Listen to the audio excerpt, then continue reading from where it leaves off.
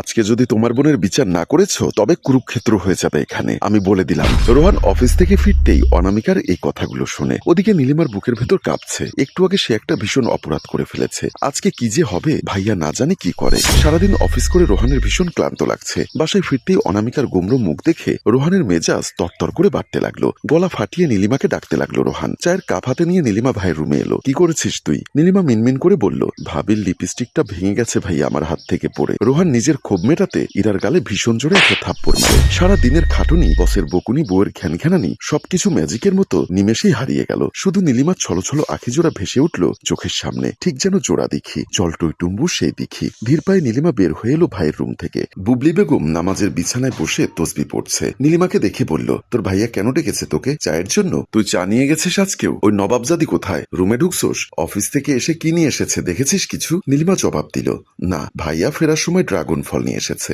খাটের উপর রাখা ছিল। মাকে বললে আজ আর রক্ষা নেই। মনে মনে সেসব ভেবে এসে চলে যায়। বুকের ভেতর একটু একটু করে যন্ত্রণা নাড়াচাড়া দিয়ে উঠছে। বাম গাল এখনো গরম হয়ে আছে। উবুর হয়ে শুয়ে অস্ফুট স্বরে নীলিমা বাবাকে ডাকতে লাগলো। বাবা না থাকলে এই দুনিয়ায় সবার আসল রূপ চেনা যায়। ভাবির লিপস্টিকটা নীলিমা আবার জোড়া লাগিয়ে দিয়েছিল ঠিকই, যদিও লিপস্টিকটা দামি, গোল্ডেন রোজের লিপস্টিক। 700 টাকা দিয়ে কিনেছে ভাবি। নীলিমার দৌড় 20 টাকা দামের লিপ লাইনার পর্যন্ত। রাতে দেখা গেল নীলিমার বাম গালটা লাল হয়ে উঠেছে। খাবার টেবিলে বসে বুবলি বেগম অবাক হয়ে বলল, তোর গালে কি হয়েছে রে? রোহান আর চোখে তাকায় বোনের দিকে। বোনের রক্তাভ গালের দিকে তাকিয়ে রোহানের বুকের ভেতর মোচড় দিয়ে ওঠে। মুহূর্তেই অপরাধ বোধে বিদ্ধ হয়ে যায় রোহান। কেন তখন মাথা ঠিক রাখতে পারল না। ফর্সা মুখটা কেমন মলিন দেখাচ্ছে। রোহানের গলায় খাবার আটকে যায়। ঢকঢক করে পানি পান করে রোহান। অনামিকা নাক শীতকে খাওয়ায় মনোযোগ দিল। নীলিমা আস্তে জবাব দিল, মশা কামড়ে দিয়েছে, এরপর চুলকোনোতে এরকম হয়ে গেছে। ডাকাত মশার উপর আল্লাহর লানত পড়ুক, হারামজাদা জায়গা পায়নি, বেয়াদব মশা। রোহান কেঁপে ওঠে মায়ের সাপ সপান্ত শুনে। নীলিমা ভাইয়ের দিকে তাকায় না।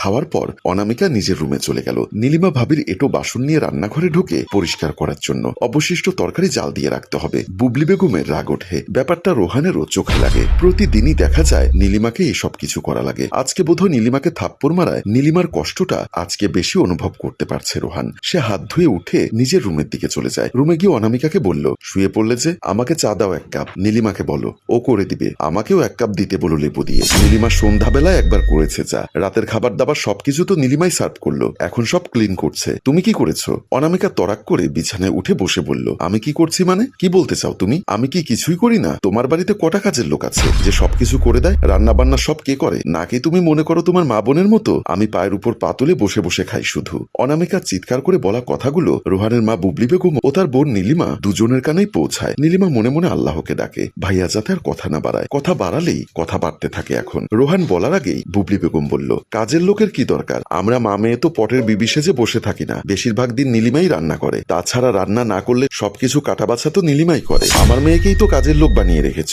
এসব কথা শুনে অনামিকা বিছানা থেকে নেমে রুম থেকে বের হয়ে যায়। রোহানও পেছন পেছন বের হয়ে আসে। অনামিকা এসে শাশুড়ির মুখোমুখি হয়ে বলল, আপনার বুড়ো দামড়ি মেয়েকে আমি কেন বসিয়ে বসিয়ে খাওয়াতে যাব? কিসের দায় আমার? নীলিমার 2 চোখ ভিজে ওঠে। আব্বাকে নিয়ে যাওয়ার সময় কেন নীলিমাকেও নিয়ে গেল না আল্লাহ? নীলিমা ভেবে পায় না, একটা সংসারে সে এত বড় বোঝা হয়ে গেল কিভাবে? নাকি মাথার উপর থেকে বটগাছের ছায়া সরে গেলে সবাই এমন বোঝা হয়ে যায় অন্যের কাঁধে? বুবলি বেগম চিবিয়ে চিবিয়ে বলল, কত বড় সাহস তোর! ছোট লোকের বাচ্চা, তুই আমার মেয়েকে বোঝা বলিস? তোর বাপের খায় আমার মেয়ে? না, আমার জামাইয়ের খায়। লজ্জা করে না? আপনার দামড়ি মেয়েকে ঘরে বসিয়ে বসিয়ে খাওয়াচ্ছেন, আবার কথাও বলেন বড় বড়। নিজে তো পোলার ঘাড়ে চেপে বসেছেন, আবার সাথে আর একটারেও জুটাইছেন। বুড়ি দামড়ি মেয়েরে বিয়ে দিয়ে দিতে পারেন না? রোহানের ইচ্ছা করছে নিজের মাথা নিজে ফাটিয়ে ফেলতে। সে তো অনামিকাকে বলতে এসেছেই, তাহলে মা কেন এর মধ্যে ঢুকতে গেল? আর অনামিকা এসব কি বলছে? নীলিমা মাকে বলল, কি করছো মা? আশেপাশের মানুষ কি বলবে? রোহান রাগ সংবরণ করতে না পেরে নীলিমার বাম গালে পরপর 2টো থাপ্পড় মারে। চুলের মুঠো ধরে বলে, হারামজাদি,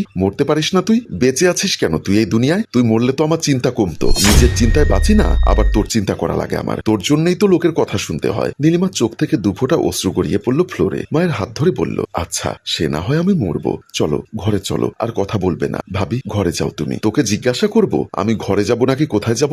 আমার সংসার এটা, আমার যেখানে ইচ্ছা সেখানে থাকবো। নীলিমা মায়ের হাত ধরে টেনে রুমের দিকে নিয়ে যায়। রুমে নিয়ে গিয়ে বুবলি বেগমকে শুইয়ে দিল নীলিমা। সে মায়ের মাথায় হাত বুলিয়ে দিচ্ছে। কিছুক্ষণ পর বুবলি বেগমের নাক ডাকার শব্দ শোনা যায়। চারিদিক কেমন নীরব, কোলাহল মুক্ত, যেন কিছুই হয়নি। তা দেখে নীলিমা রুম থেকে বের হয়ে চলে আসে। ড্রয়িং রুমের সোফায় বসে আছে নীলিমা। হেলান দিয়ে বসতেই নীলিমার হু হু করে কান্না পেল। বুকের ভেতর জমে থাকা যন্ত্রণারা এই নীরব রাতে অশ্রু হয়ে হয়ে বের হয়ে এলো ধরায়। 2 হাতে নিজের মুখ চেপে ধরল সে, কেউ যাতে না শোনে। সারা দিন সব ভুলে থাকতে পারলেও রাত হলেই কেন জানি আর নিজেকে ধরে রাখতে পারে না নীলিমা। বুকের ভেতর ঝড় ওঠে। কাঁদতে কাঁদতে সে কখন ঘুমিয়ে গেছে সে নিজেও জানে না। সকালে অনেক দেরিতে ঘুম ভাঙে। ভাবি একবার দেখতে পেলে আর আমার রক্ষা নেই। সত্য মিথ্যা বানিয়ে ভাইয়ের কানে তুলবে। দ্রুত উঠে সেখান থেকে চলে গেল নীলিমা। রান্নাঘরে ঢুকতে আজ বোধহয় একটু দেরি হয়ে গেল। অনামিকাকে দেখা যাচ্ছে মুখ গম্ভীর করে রেখেছে। রুটি বানাচ্ছে অনামিকা। ভাবি, আমি বেলে দিচ্ছি রুটি, তুমি সেঁকে নাও। আমি যখন এই বাড়িতে দাসী হয়ে এসেছি তাহলে আমিই পারবো সব। তোমরা সবাই রাজা মহারানী, তোমাদের কাজ করা লাগবে না।